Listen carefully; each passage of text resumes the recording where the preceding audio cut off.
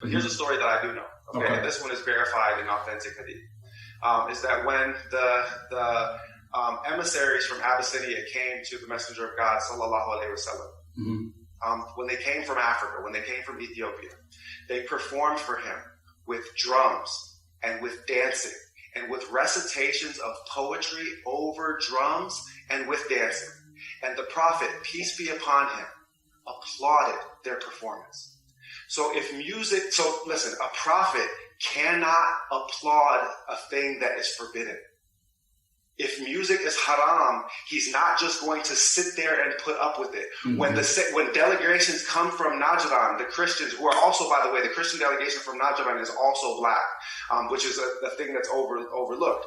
But when they claim that God is three, in spite of the fact that he's receiving them as dignitaries and he is accepting their faith from him, he swears on his own children that God is one. He said, if what you say is true, that God is three, then swear, because they already acknowledged that he's a prophet.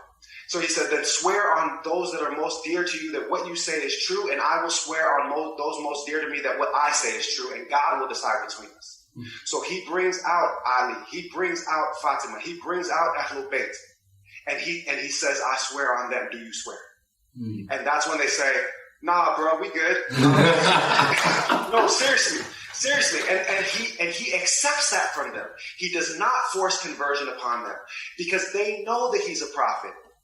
So they're not going to bring a curse on themselves. So just understand that he is forbidden from accepting a thing and promoting it when it is forbidden. So if he is applauding a musical performance with drums and dancing and poetry recitation over music, then music is not haram.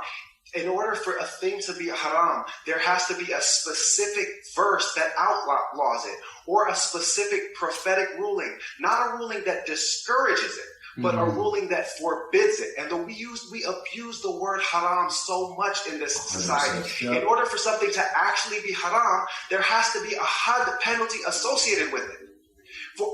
Drinking is haram because it comes with lashes.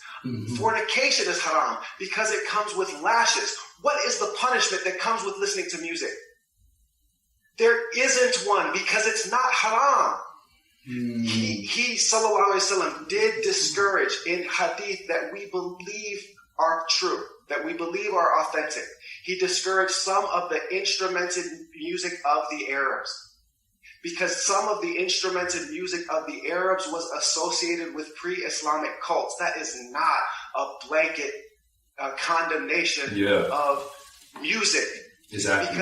Because what is hip-hop music except drums with poetry recitation over it and dancing? The Prophet himself, sallallahu alaihi wasallam, applauded it. And I'll go one step further. The Quran says, in the 14th surah, 4th verse, never did we send a messenger except in the language of their people. The language of the people of this time is hip-hop music. The vernacular expression of this time is black cultural vernacular. If we are incapable of transmitting this message in the language of hip-hop, in the language of black culture, which has become universal culture, Instagram, all social media, copy black slang, copy black speech patterns. Everybody want to be us, though nobody want to be us, as Paul Moody used to say. Okay? If we cannot render this message in that accessible language, then we are not actually following in the footsteps of the prophets. And if you want to see a model, go back to what Jabril just said earlier, right? That it was that culture, it was the nation that made Islam suitable to this environment, because they made it suitable to the culture. And then you look at what the Nation of Islam, you look at what 5%ers did, Nation of Gods and Earth, with slipping their Islamic ideology into the rap songs in subtle ways that brought so many people, including myself, to Islam. Because that's where I first heard, and I just did a podcast with Wise Intelligent from Poor Righteous Teachers, right?